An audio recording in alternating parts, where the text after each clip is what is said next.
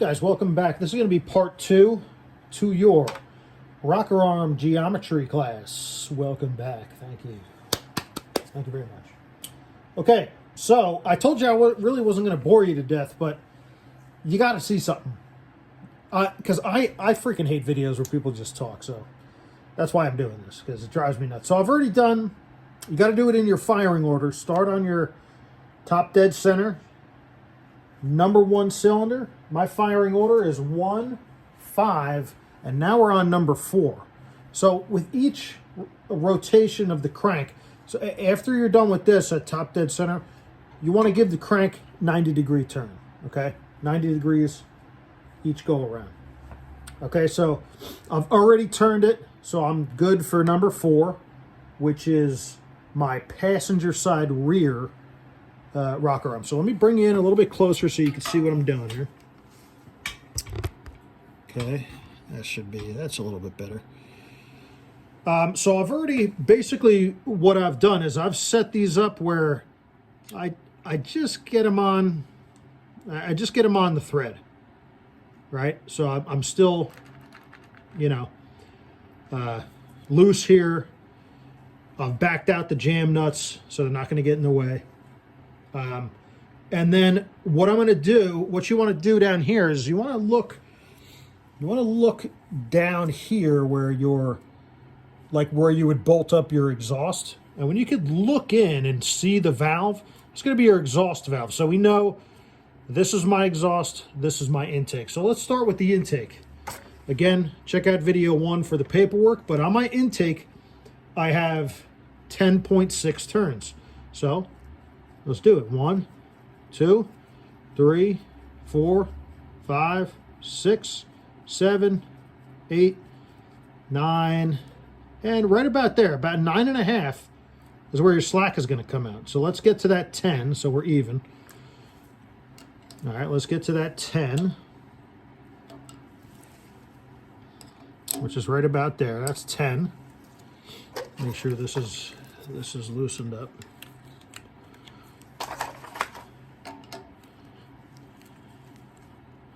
Right around there, that's 10.5, okay? I know it says 10.6, but everything's kind of open to interpretation when you're getting that nut on the stud. And what I'm talking about is your rocker arm nut. So what I like to do is, if you actually back it out, just go in reverse until you hear a little click. All right, you should hear a little click. And then you can get the nut started.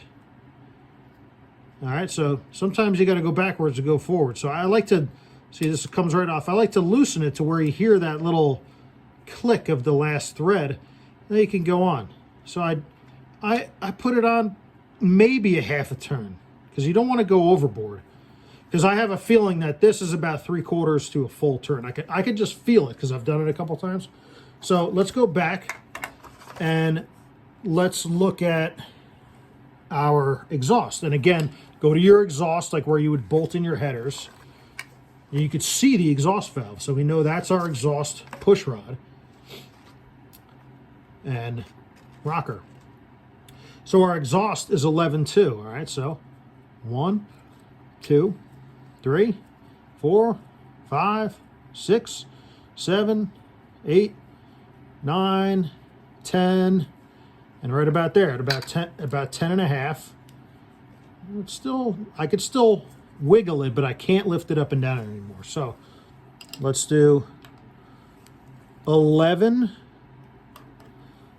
and then that seems a little bit tight. That seems a little tight. That's 11. I'm not gonna go any further than 11 right there. You can still rock it side to side, but you can't lift it up. And when you're torqued down, I mean, if you crank on it, you'll be able to twist the push rod, but you won't be able to take any slack out up and down. So let's put a wrench on there. I don't think it's going anywhere because it's pretty tight. And let's just give them, I forgot if I did this one, but let's give it a quick snug. Now let's see where we're at. 154. So I've done, let me bring you back here. I've done 154. My next one is number 2, which is right here. So let's go around and see if you can see the crank. And I'm going to go 90 degrees. Whoop, right there. Okay, 90 degrees. All right, so I'm going to get, my kids are screaming for the dogs. I'm going to get my number 3, my number 4. Make sure you're installing them flat side up for this nut,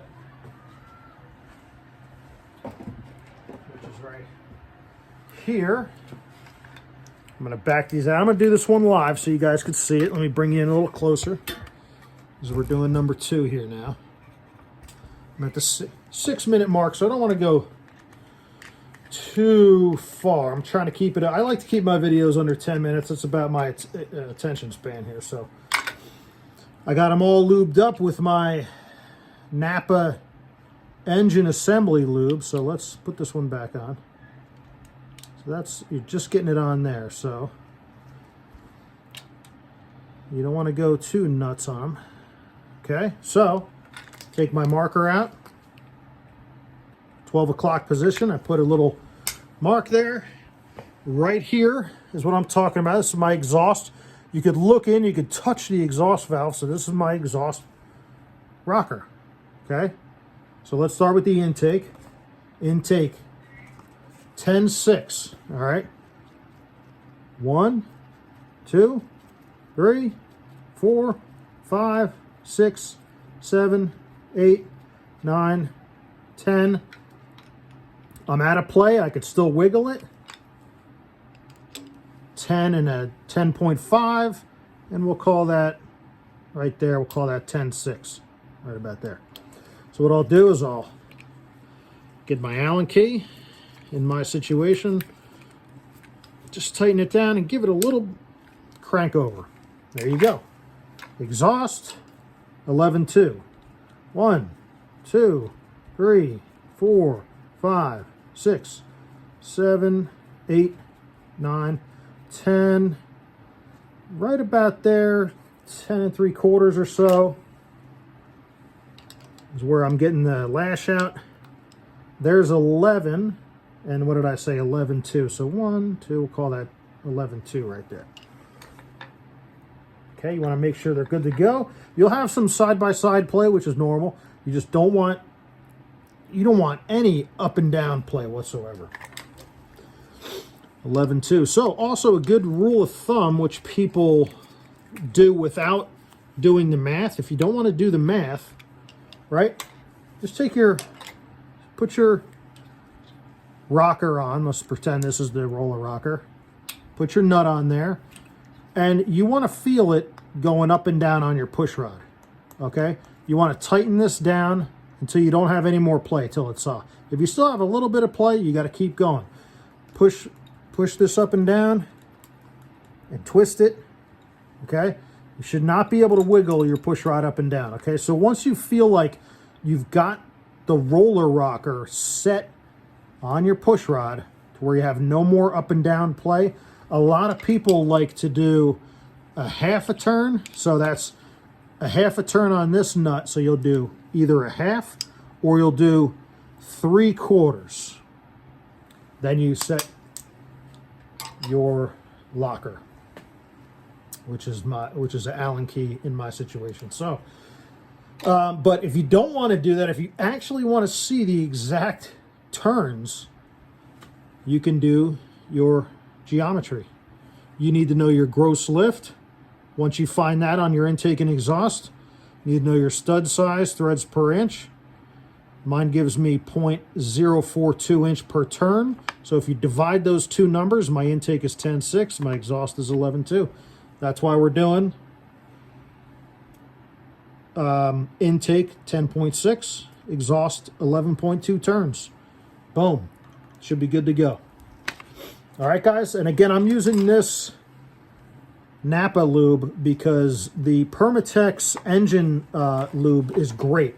Don't knock it whatsoever. I use it on other parts in here, but this grease won't dissipate. The Permatex, the red engine lube, engine assembly lube, it tends to dissipate, which is, it's fine if you plan on starting this up, but I don't know if I'm going to start this within a year, so it might be a while before I crank this over and give it its break-in. So that's why I'm using this engine lube, this white lube that you see here, or white grease rather. All right, guys, I hope this video helped you on setting up your roller rockers. And in this situation, I have a flat Tapicam roller rockers up top. All right, guys, take it easy. Thanks for tuning in, and we'll catch you on the next one.